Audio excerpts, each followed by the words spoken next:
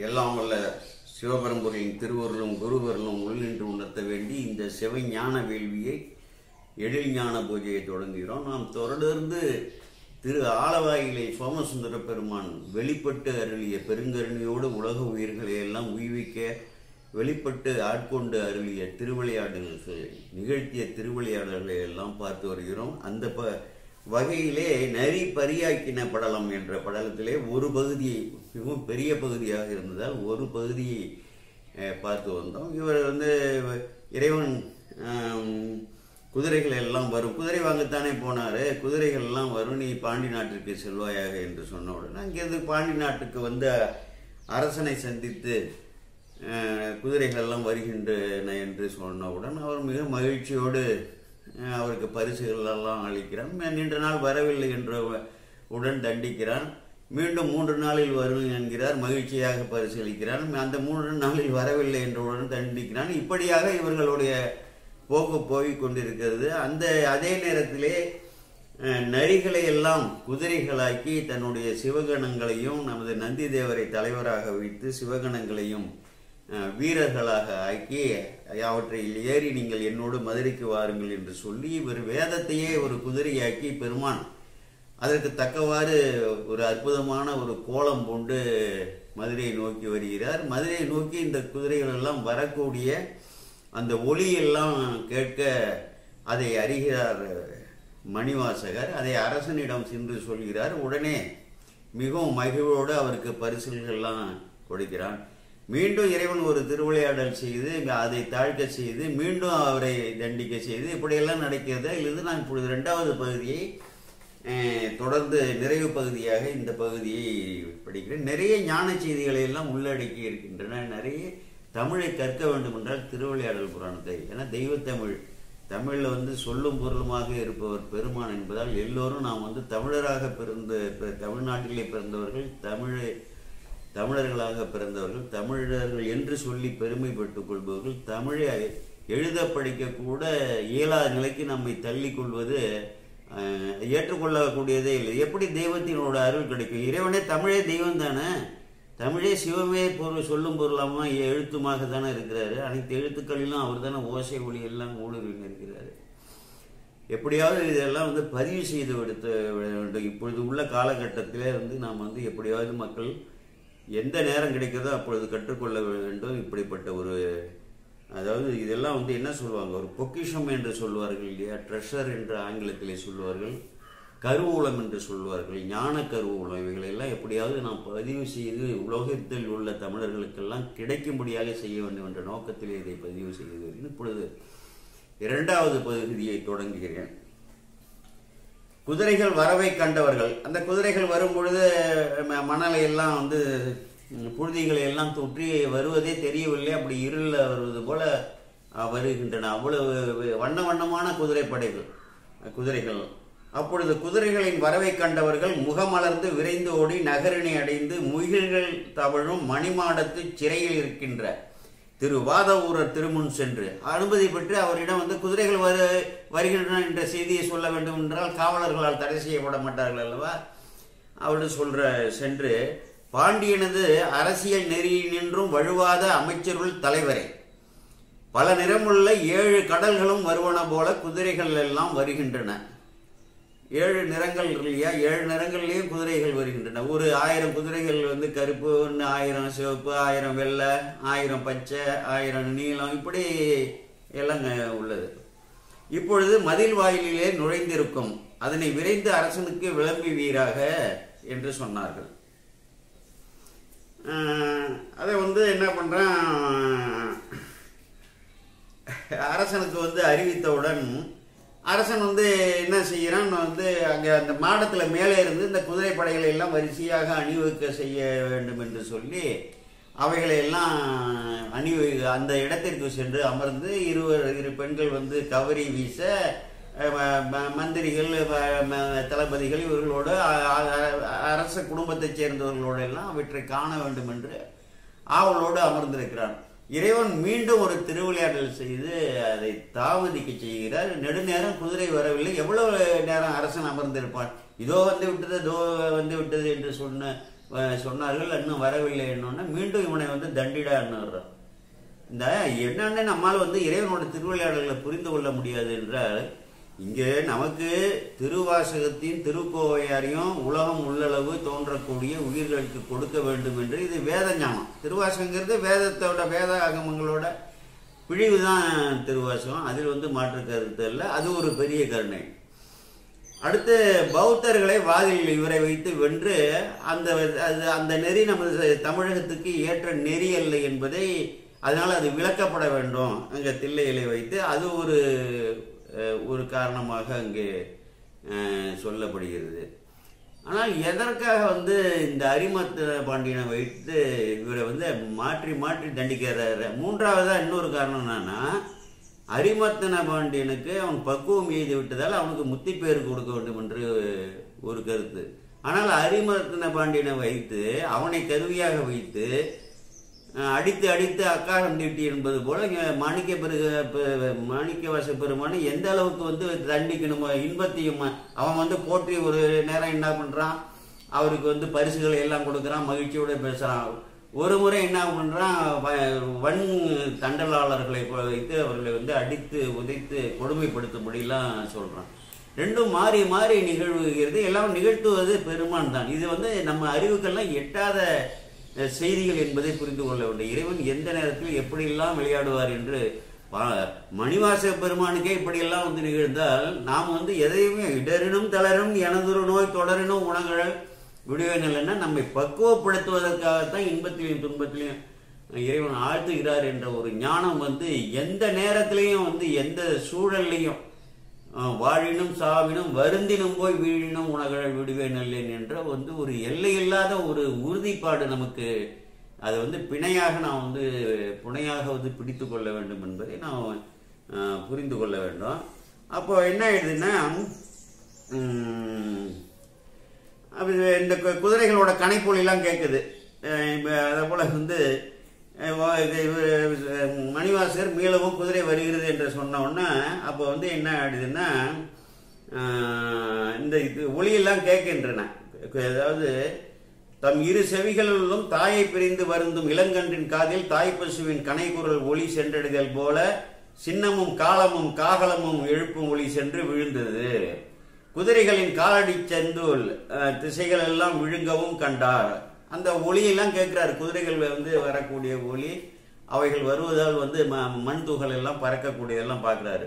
பாண்டியனும் குதிரைகளின் வரவை அறிந்து வாத ஊரடிகளை அழைப்பித்து அளவிலா அன்பு காட்டி தவறு செய்தார் என்று அவன் சிந்தித்தால் உடனே அடித்து உதைக்க சொல்றான். அது கொடுந்தண்டனை கொடுக்க சொல்றான். அப்படிப்பட்ட ஒரு நுண்மான் நுழைபலம் மிக்க அப்படிப்பட்ட ஒரு உயர்ந்த அமைச்சரை, பண்பு நலன்கள் உடையவரை தண்டிக்கவும் செய்யறான், பரிசும் கொடுக்குறான். இப்படி மாறி மாறி இருந்தா என்ன செய்ய முடியும் இறைவனோட திருவுருள்? இதுதான் வாழ்க்கையில நிறைய பேருக்கு நடக்கக்கூடியது.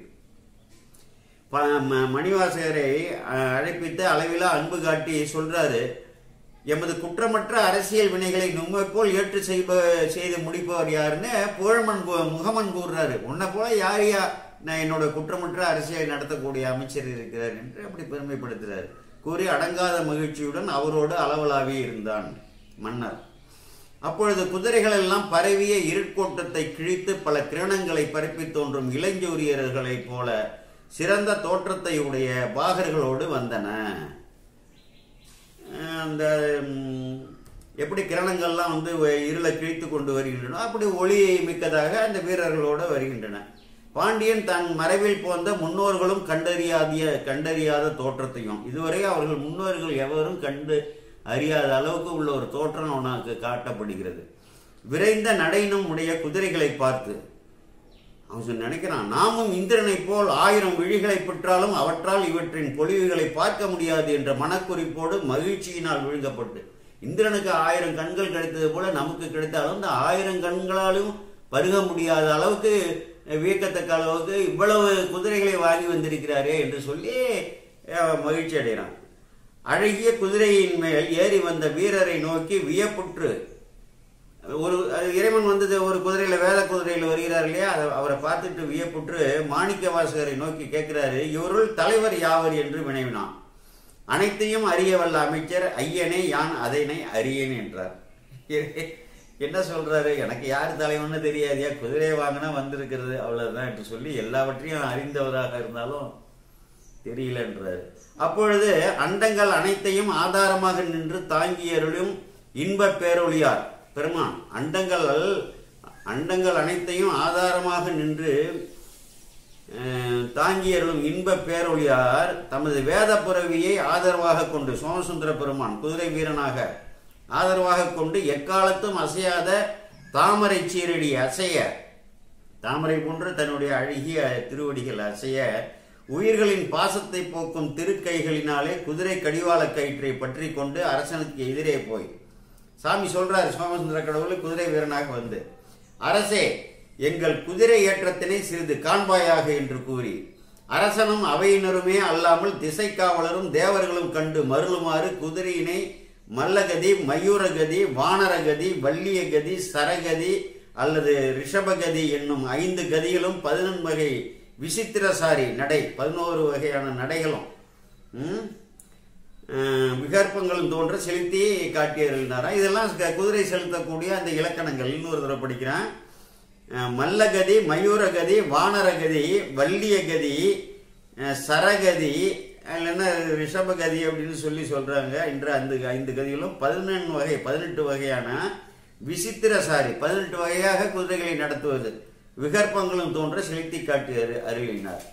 எவ்வுலகத்தையும் அசைக்க வல்ல சிவபெரும்பொருள் நடத்தி காட்டி நம்மை போல சூழ்ந்து நின்ற சிவகணத்தவராகிய குதிரை வீரர்களும் தாம் ஏறி வந்த குதிரைகளை நடத்தி காட்டுகிறார்கள். பாண்டியன் அதனை கண்டு அவர்களை நோக்கி, உங்களுக்குள்ளே தலைமையானவர் யாவர் என்றான். குதிரை வீரர் சோமசுந்தர கடவுளாகிய குதிரை வீரரை சுட்டி இவர் என்று காட்டினர். இவர் தான் எங்களுக்கு தலைவர் என்று சொல்லி பெருமானை காட்டுறாங்க. சுட்டி காட்டுவதற்கு அரிய பரஞ்சோதியாகிய இறைவன் வேதமாகிய குதிரையை நடத்தி கொண்டு பாண்டியன் முன் வந்தார். அவருடைய அருள் நோக்கத்திற்கு இலக்காகிய பாண்டியன் மனமயங்கி, பாருங்க இறைவனோட திருநோக்கு பட்ட உடனே அவனுக்கு மலங்கள்லாம் நசித்து போகின்றன. அவனுக்கு அந்த பக்குவம் வந்து விட்டது. யாருக்கு எப்பொழுது எந்தெந்த நிலையிலே பக்குவ நிலையில் இருக்கிறார்கள், எப்பொழுது முழு பக்குவத்தை அடைவார்கள் எல்லாமே பெருமானுக்கு மட்டும்தானே தெரியும். அருள் நோக்கத்திற்கு, அருள் நோக்கம்னா பார்வைக்கு, இறைவனோட அருள் பார்வைக்கு இலக்காகிய பாண்டியன் மனம் மயங்கி தன் நிலையை மறந்து இருக்கையை விட்டு எழுந்து கைகளை சிரசின் மீது குவித்து கொண்டு நின்றான். வந்தவர் சாதாரண குதிரை வீரன், குதிரையை விலக்கி விட்டுறவன். இவருடைய கோணம் பொது கோணத்துல வெளி கோணங்கள்ல பார்க்கும் பொழுது சாதாரண ஒரு வீரன். அவன் அருகே வரும் பொழுது இவர் அவனை பார்த்து விட்டு தன்னையே அறியாமலே எழுந்து கையை தலைக்கு மேல குவித்து அஞ்சலி செலுத்துறாருன்னா எப்படிப்பட்ட ஒரு இறைவனோட செயல்பாடு, பொம்மையை எப்படி ஆற்றுறாருங்கிறத புரிந்து கொள்ள வேண்டும். இருக்கையை விட்டு எழுந்து கைகளை சிரசின் மேல் குவித்து கொண்டு நின்றான். பின்பு சிவபெருமானுடைய ஆணையினாலே மறைப்புண்ட அறிவு தன் உள்ளத்திலே தோன்ற மீண்டும் ஒரு மறைப்பு வருது. இப்பொழுது நாம் ஒரு குதிரை வீரனை கண்டு எழுந்து கை குவித்து வணங்கி நின்ற நிலை என்னங்கிறான். திடீர்னு ஞானம் ஒன்று வருகிறது, வேண்டுமென்றே மறைக்கிறாரு. இப்போ அவன் வருத்தப்படுறான். சாதாரண குதிரை வீரனை கண்டு நாம் இப்படி எழுந்து அஞ்சலி செய்து விட்டோமே, இது என்னடா என்று சிந்திக்கிறான். என்று கருதி தன் இருக்கையில் திரும்ப அமர்வதற்கு வெல்கி நின்றான். ரொம்ப திரும்ப அமர்வதற்கு அவருக்கு வெக்கமாக.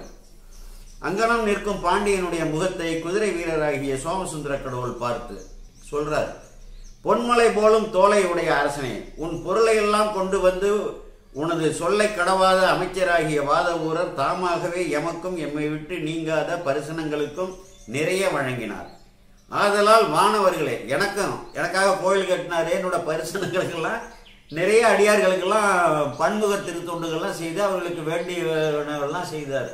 இவரு சொல்லக்கூடிய பொருள் அவனுக்கு என்ன பொருள்னா, குதிரைக்கு விலையாக எனக்கும் என்னோட மற்ற ஏனைய குதிரை வீரர்களுக்கெல்லாம் நிறைய கொடுத்தாருங்கிற ஒரு கருத்துல சொல்றாரு.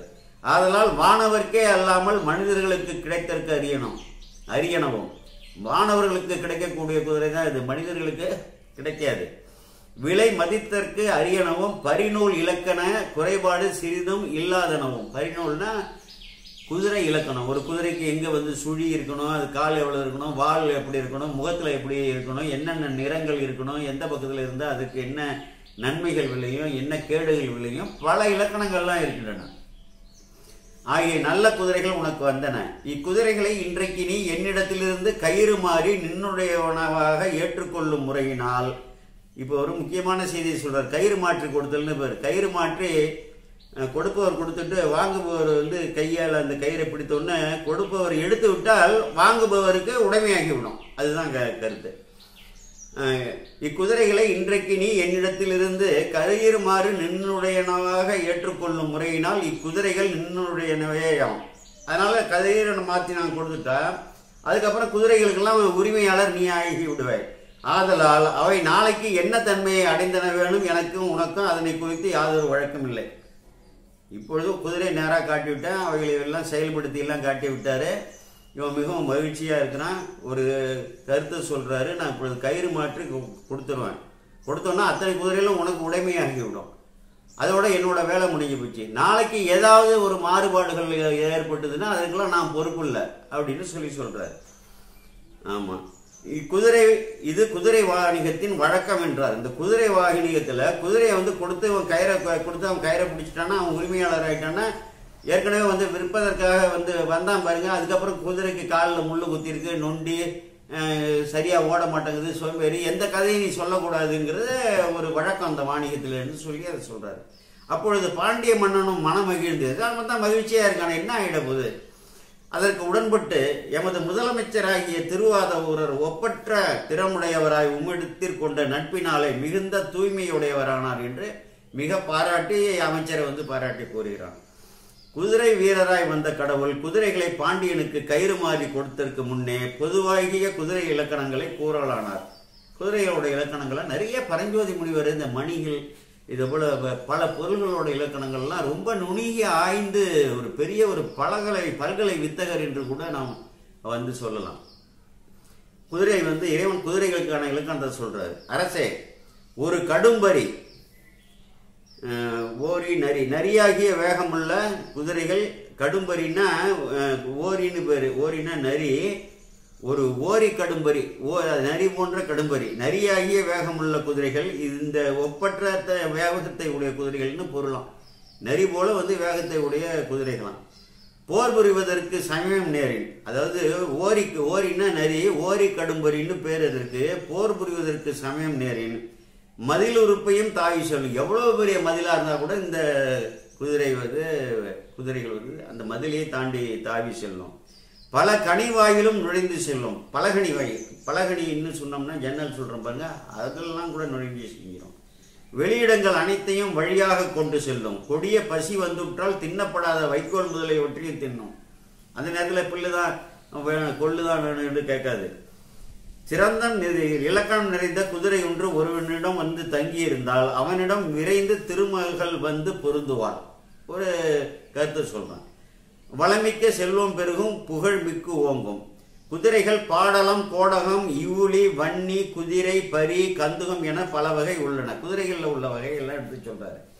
பாடலம் என்பது மாந்தளிர் போன்ற நிறமுடைய நாவினையும் உயர்ந்த குழம்புகளையும் தம்முள் ஒத்த நீண்ட பற்களையும் பாம்பின் படம் போன்ற மார்பினையும் கழுத்தனையும் கொண்டதாகும். இவையெல்லாம் பதிவு செய்து வைத்துக் கொள்ள வேண்டும் நம்ம.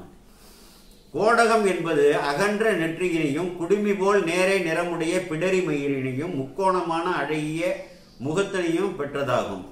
இவுளி, அது ஒரு வகை குதிரை என்பது போரின்கண் தன் முகத்தில் வாளினால் வெட்டினும் எதிர்த்து போர் புரியும் வல்லமையினையும் குரங்கு, புலி, யானை, நரி, சிங்கம், சரபம், முயல், முகில் என்ற இவற்றுள் ஒன்றன் நடையினையும் கொண்டதாகும். இவற்றுள் ஒன்றோட நடையை இது கொண்டதாக இருக்கும். வன்னி என்பது பொருந்திய உயர நீளங்களையும் சங்கும் வெள்ளை சருக்கரையும் போன்ற வெள்ளிய வாய் நுரையினையும் பிங்கல நிறம், பொன்மை கலந்த செந்நிறம், கருநிறம் ஆகிய இவற்றுள் ஒன்று நிறைத்தனையும் கொண்டதாகும். குதிரை என்பது கழுத்தில் வளமாக சுழித்திருக்கும் சுழியாகிய தெய்வ மணியினையும், வழக்கில் சுழி கழுத்தில் வளமாக சுழித்து இருக்கும், அந்த சுழியை வளமாக சுழிச்சு இருக்கணும். சுழியாகிய தெய்வ மணியினையும் முகம், மார்பு, உச்சி, வால், 4 கால்கள் என்னும் 8 உறுப்புகளில் வெண்மை கலந்துள்ள அட்டமங்கலம். எல்லாத்துலேயும் இந்த 8 இடங்கள்லையும் வெண்மை கலந்துள்ள அட்டமங்கலம், முகம், நாக்கு, கால்கள் இவ் 5 உறுப்புகளில் வெண்மை கலந்துள்ள பஞ்சகல்யாணி ஆகிய இவற்றுள் ஒன்றனையை பெற்றதாகும். வந்து அட்டமங்கலம்னு ஒன்று, பஞ்சகல்யாணின்னு ஒன்று, இப்படியெல்லாம் அதுக்கு அடையாளங்கள் இருக்கும். அங்கெல்லாம் அந்த வெள்ளை வெள்ளை வெள்ளையாக இந்த இடங்கள்லாம் இருக்கும் அப்படின்னு சொல்லி இந்த உறுப்புகளை எல்லாம் சுட்டுறாரு. பரி என்பது, பரி என்று சொல்லக்கூடிய குதிரை குங்குமப்பு, கருப்பூரம், அகிர்குழம்பு, கஸ்தூரி ஆகியவற்றில் ஒன்றன் மனத்தினையும், அதன் மேல அப்படி ஒரு மனம் வீசுமா. சங்கு, மேகம், சரபம், சிங்கம் ஆகியவற்றில் ஒன்றன் ஒளி போன்ற கணிப்பினையும். இந்த மிருகங்களோட கணிப்பு ஏதோ ஒரு மிருகத்தோட கணிப்பு அதை போல இருக்குமா கொண்டதாகும். கந்துகம் என்பது கடைந்து எடுத்தார் போன்ற 4 கால்களையும் சுழலும் போது கொல்லி வட்டம் போல் திகழும் இயல்பினையும் ஏறிய வீரனுடைய காலினுள் அடங்கும் தன்மையினை கொண்டதாகவும் கந்துகம் என்ற குதிரை இருக்கும்.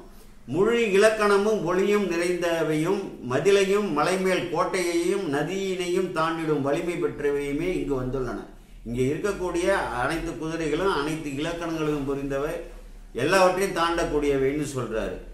மதிலையும் மலைமேல் கோட்டையையும் நதியினையும் தாண்டிடும் வலிமை பெற்றவையுமே இங்கு வந்துள்ளன. இவற்றின் வயது 8 ஆகும். இங்கே வந்திருக்கிற குதிரைகளோட வயது 8 ஆகும். அரசே, இக்குதிரைகள் தங்களால் ஏறி செலுத்தத்தக்கவை என்று சொல்லி மறைமுடிவாகிய உபநிடதத்தின் உட்பொருளான இறைவர் தம் கணங்களின் முகத்தை திரும்பி நோக்கினார். அந்த சிவகணங்கள்லாம் வந்திருக்காங்கல்ல, அவர்கள் எல்லாம் நோக்கிறார். உடனே குதிரை வீரர்கள் குதிரைகளின் இலக்கணங்களை கூறும் நூல்கள் அனைத்திற்கும் எல்லை காட்டுவது போல கண்டவர் மனமும் பிற்பட குதிரைகள் அனைத்தையும் விரைந்து ஓடும்படி செலுத்தினார்கள். உடனே அந்த சிவகணங்கள் எல்லாம் வந்தார்கள் அல்லவா, குதிரை வீரர்களா, அவெல்லாம் ஓட்டி காட்டுறாங்க. பாண்டியன் அது கண்டு வியப்படைந்தான். தன் அருகு சூழ்ந்த மந்திரி முதலாயினோரை நோக்கி முடியினை அசைத்து புன்னகையுடன் பெருமகிழ்ச்சி கொண்டான். சிவபெருமானாகிய வீரர் தம் குதிரையினை நடைத்து காட்டல். சிவபெருமானாகிய வீரரும் வேத பிறவியை இடதுசாரியும் வலதுசாரியுமாக கொண்டு கொல்லி வட்டம் போல் வட்டமாக வரிமெடுத்து வீதி அனைத்தும் ஒரு குதிரையை நிலைத்து நின்ற தோற்றம் போன்று ஒரு கணப்பொழுதில் நடத்தி காட்டினார். இவ்வாறு சுற்றி வரும் பிறவி முன்னாளிலே வங்கிசேகர பாண்டியன் வேண்ட இறைவன் தமது திருக்கரத்திலே நிலை பெற்றிருந்த கங்கணமாகிய பாம்பினை விடுத்து மதுரை மாநகரின் பழைய எல்லையை காட்டியது போன்று இருந்தது என்று பழைய வரலாறு ஒன்று வங்கிசேகரன் வேண்ட அது நடந்தது இல்லையா. ஆமா, இவ்வாறு சுற்றி வரும்னா அந்த ஆலவாய்க்கு இது எல்லை காட்டுவதற்காக பாம்பு கங்கணத்திலிருந்து எடுத்து கொடுக்குறாரு. அது அந்த காட்டுகிறது இல்லவா, அந்த வரலாறு சொல்றாரு போன்றது. மற்றும் பல நிறமுடைய குதிரைகள் வீதியுள் பின்னிய பாம்பு போல் வட்டமாய் பின்னி செல்லும் காட்சி மதுரை ஆகிய மங்கையின் கையில் அணிந்த பல நிற மணிகள் பதித்த வளையல்கள் போன்றன. பெண்கள் இடித்த பொற்சுன்னம் சிந்திய வீதியின்கண் தாவி செல்லும் குதிரைகளின் வரிசைகளில் நின்று எழுந்த புழுதி பொன்னுலகத்திலே குதிரைகள் உந்தி செல்லும் பொழுது மேலெழுந்த பொற்புழுதியை ஒத்தது. இவ்வாறு தேவர்களும் பிற நகரில் உள்ள மக்களும் மதுரை நகர மக்களும் மகிழும்படி இறைவர் குதிரையை செலுத்தி பாண்டியனின் முன் தம் வீரருடன் வந்து நின்றார். சோமசுந்தர கடவுளாகிய வீரர் பாண்டியனை நோக்கி, அரசே, இக்குதிரைகள் காம்போச நாட்டில் உள்ளவை. கம்போடியா போன்றது. இக்குதிரைகள் எல்லாத்தையும் சொல்றாரு, ஒவ்வொரு வகையான குதிரைகளும் எந்தெந்த நாட்டில் இருந்து வந்தவை என்று அதை சொல்றாரு. அரசே, இக்குதிரைகள் காம்போச நாட்டில் உள்ளவை. இக்குதிரைகள் மந்திர மலையில் உள்ளவை. இக்குதிரைகள் காந்தார நாட்டில் உள்ளவை. இக்குதிரைகள் வான்மீக நாட்டில் உள்ளவை. இக்குதிரைகள் சிந்து நாட்டில் உள்ளவை. இக்குதிரைகள் பாஞ்சால நாட்டில் உள்ளவை. இக்குதிரைகள் துளுவ நாட்டில் உள்ளவை. இக்குதிரைகள் இமயத்தில் உள்ளவை. இக்குதிரைகள் சைலத்தில் உள்ளவை. அதாவது பிரிவு பிரிவா இருக்கு இல்லையா, 100 குதிரை, 200 குதிரை, 500 குதிரைகளை அப்படி இங்கெங்கே இருந்து வந்தவை என்று சொல்கிறார். இக்குதிரைகள் ஆரிய நாட்டில் உள்ளவை. இக்குதிரைகள் கூர்ச்சர நாட்டில், கூர்ச்சரம்னா குஜராத்னு சொல்லுவோம்ல, நாட்டில் உள்ளவை. இக்குதிரைகள் கேகய நாட்டில் உள்ளவை. இக்குதிரைகள் யவன நாட்டில் உள்ளவை. இக்குதிரைகள் மக்க நாட்டில் உள்ளவை. இக்குதிரைகள் வானாயுச நாட்டில் உள்ளவை. இக்குதிரைகள் பல்லவ நாட்டில் உள்ளவை. இக்குதிரைகள் சவ்வீர நாட்டில் உள்ளவை. இக்குதிரைகள் மகாராஷ்டிரா நாட்டில் உள்ளவை. இக்குதிரைகள் வாசத்தி நாட்டில் உள்ளவை. இக்குதிரைகள் காஷ்மீர நாட்டில் உள்ளவை. இக்குதிரைகள் மாலவ நாட்டில் உள்ளவை. இக்குதிரைகள் காந்தார நாட்டில் உள்ளவை. இக்குதிரைகள் சௌராஷ்டிர நாட்டில் உள்ளவை. இக்குதிரைகள் சாலி நாட்டில் உள்ளவை. இக்குதிரைகள் தீவாந்தரங்களிலும் பல தீவுகளில் உள்ளவை. இக்குதிரைகள் குரு நாட்டில் உள்ளவை. இவ்வாறு பல்வேறு நாடுகளில் உள்ள குதிரைகளை எல்லாம் வாத ஊரர் கொடுத்த பொருளின் விருப்பத்தாலே இவர்கள் எல்லோரும் கொண்டு வந்தனர் என்று ஒவ்வொன்றையும் சுட்டி காட்டி விளக்கம் சொல்றாரு. மன்னன் ஒரு அதிசயிக்கிறான், வாழ்க்கையிலே பார்க்காத விஷயத்த. அருமறை பரிமேல் அழகர். பரிமேல் அழகர்னா குதிரை மேல் வரக்கூடிய அழகிய பெருமான்.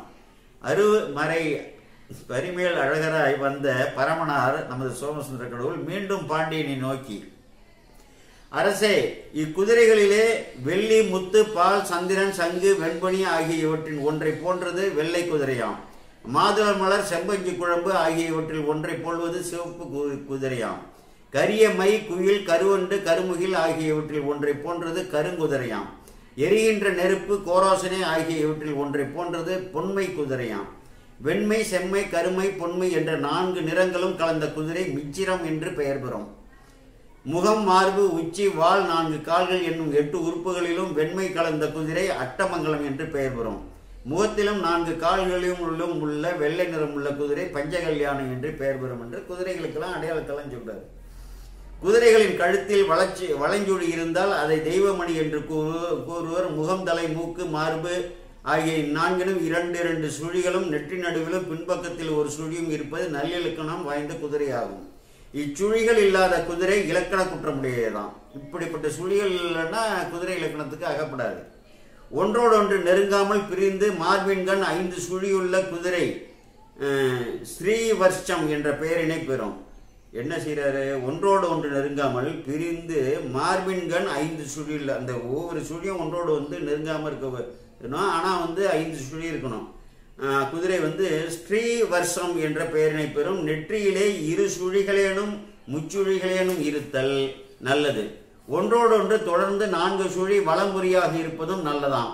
முன்கால்களின் அடியில் 2 சுழிகள் இருப்பினும் நன்றாம். கழுத்து நடுவில் 2 சுழியுடைய குதிரை தன் தலைவனுக்கு வறுமையினையும் துன்பத்தினையும் மரணத்தையும் உண்டாக்கும். பாருங்க, ஒரு பெரிய எச்சரிக்கை இந்த இடத்துல சொல்றாரு. என்ன சொல்றாருன்னா, கழுத்து நடுவுல 2 சுழியுள்ள குதிரை தன் தலைவனுக்கு வறுமையினையும் துன்பத்தினையும் மரணத்தையும் உண்டாக்கும். இதான் குதிரை இலக்கணங்கள். கணைக்கால்களில் 2 சுழி இருந்தால் அச்சத்தையும் துன்பத்தையும் விலங்கு போணுதலையும் உண்டாக்கும். மேலுதடு, முன்காலடி, கபோலம், முழந்தால் இந்த 4லும் சுழிகள் இருந்தால் தலைவனை கொண்டுடுமா. இப்படிப்பட்ட சுழிலாம் இருந்தா எவ்வளவு அஞ்சத்தக்கதாக இருக்குது பாருங்க. இத்தகைய குற்றமுள்ள சுழி குதிரைகள் பந்தியில் வந்து இருக்கணும், தீங்கு விளையும். அப்படிப்பட்ட குற்றமான குதிரையை நீங்க குதிரை கட்டக்கூடிய லாயத்துல சேர்த்தால் அங்க அந்த குதிரை லாயத்திற்கே அந்த பந்திக்கே தீங்கு வந்து நேரும் என்று எச்சரிக்கிறார். குதிரைகளுக்கு வயது 32ஆம் மொத்தம். இப்போ இங்க வந்திருக்கிறதெல்லாம் 8 வயது குதிரை. பருவம் 10 பருவம். ஒவ்வொரு பருவத்துக்கும் 3 ஆண்டும் 2 மாதமும் 12 நாளும் ஆகும் என்று சொல்லி அந்த கணக்கையும் சொல்றாரு. பிற பரிநூலார் கூறக்கூடிய இலக்கணம். எந்த நிறத்தின் வகை மிகுந்திருந்தாலும் வெள்ளை நிறம் கலந்திருந்தால் அக்குதிரை நல்லது. கரிய குதிரைக்கு வயிற்றிலேனும் மார்பிலேனும் செந்நிறம் இருந்தால் அக்குதிரை வெற்றி உடையது. அவ்விடங்களில் வெண்மை இருந்தால் அக்கரிய குதிரை வாருணம் என பெயர் பெறும். வாருணம் அதுவும் தலைவனுக்கு வெற்றியினை அளிக்கும். பிடரி வெளுப்புள்ள குதிரை மகப்பேற்றினை அளிக்கும். மார்பில் வெண்மையுள்ள குதிரை மகிழ்ச்சியை தரும். கழுத்தில் வெண்மையுள்ள குதிரை மிக்க செல்வத்தை கொடுக்கும். முகத்தில் வெண்மை நிறமுள்ள குதிரை நல்ல வெற்றியை அளிக்கும். முகத்தின் பின்பக்கம் வெண்மை அமைந்த குதிரை இன்பத்தை கொடுக்கும். இடப்பக்கம் வெண்மையுள்ள குதிரை மகப்பேற்றை மிகுதியாக கொடுக்கும். வலப்பக்கம் வெண்மையுள்ள குதிரை செல்வத்தையும் பல பொருள்களையும் நல்கும். முதுகு, வால், முகம் இம்மூன்றிலும் வெண்ணிறம் உள்ள குதிரை வெற்றியை தரும். நாபியிலிருந்து முன்புறம் எல்லாம் சூரியனைப் போல செந்நிறமும் பின்புறம் முழுதும் சந்திரனைப் போலும் வெண்ணிறமும் பெற்ற குதிரை பகற்போரிலே வெற்றியை தரும். முன்புறம் வெளுத்து பின்புறம் சிவந்த குதிரை இராப்போரிலே வெற்றியை தரும். இவ்விரு வகை குதிரைகளும் இங்கு வந்துள்ளன.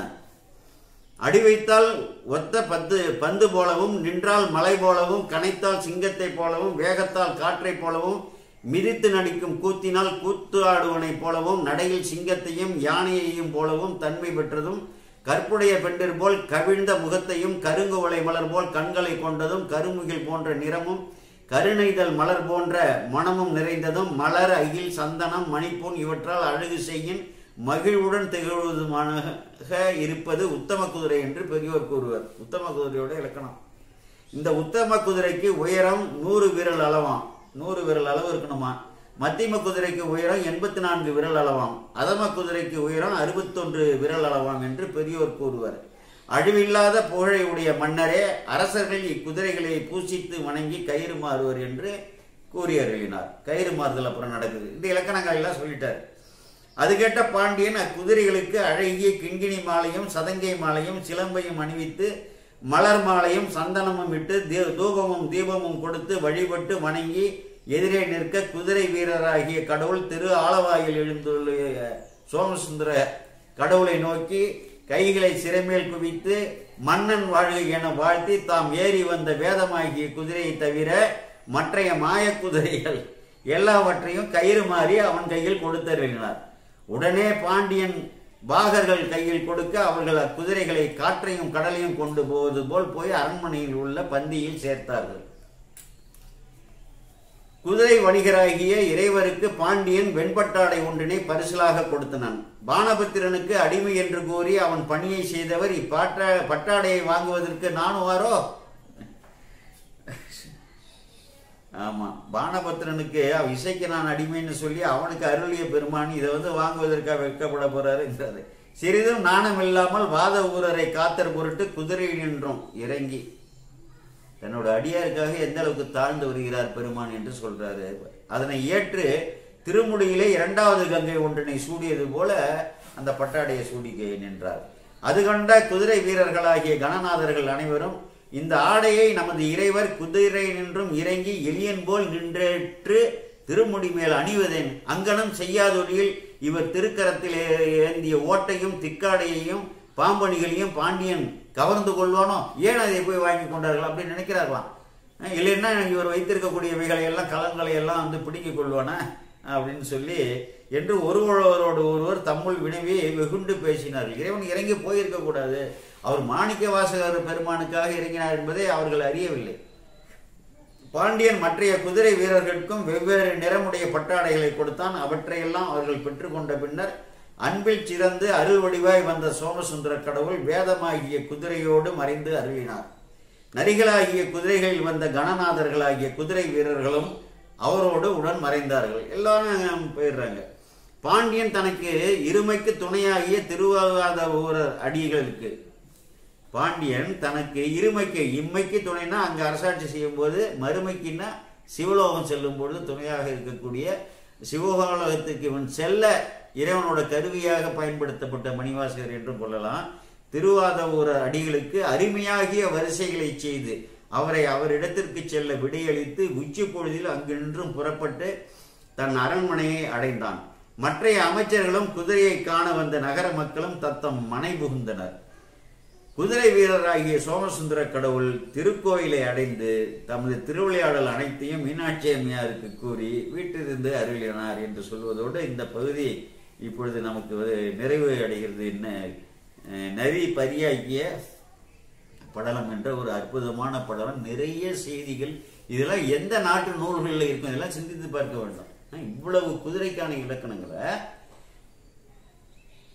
ஒவ்வொரு பொருளுக்கும் இலக்கணங்கள் எல்லாம் வேத நெறிகளுக்கு கீழே நம்ம வந்தவர்கள் எல்லாம் இறைவன் திருவுருளால் எந்த அளவுக்கு நமது முனிவர்களும் ரிஷிகளும் எல்லோரும் நுணுகி அறிந்து வைத்திருக்கிறார்கள். எப்படிப்பட்ட ஒரு அற்புதமான ஒரு தேசத்திலே நாம் பிறந்திருக்கிறோம், எப்படிப்பட்ட சமயத்தில் நாம் என்ன தவம் செய்தோமோ முன்னை தவத்தால் பிறந்திருக்கிறோம் என்று அவரவர்களும் தம்மை மதித்து கொள்ள வேண்டும். ஓரிரையாகிய பெருமானே இறை என்று அவருடைய கையை நாம் பற்றி கொள்ள வேண்டும் என்று சொல்லி இதுவரை கேட்ட அன்பர்களுக்கெல்லாம் எல்லா சிவமங்கல நலன்களையும் இறைவனை விளைவிக்க வேண்டும் என்று இறங்கி கோமல் சேகராகி நான் விடைபெறுகிறேன். வணக்கம். சிவாய நம, சிவாய நம, சிவாய நம. திருச்சிற்றம்பலம்.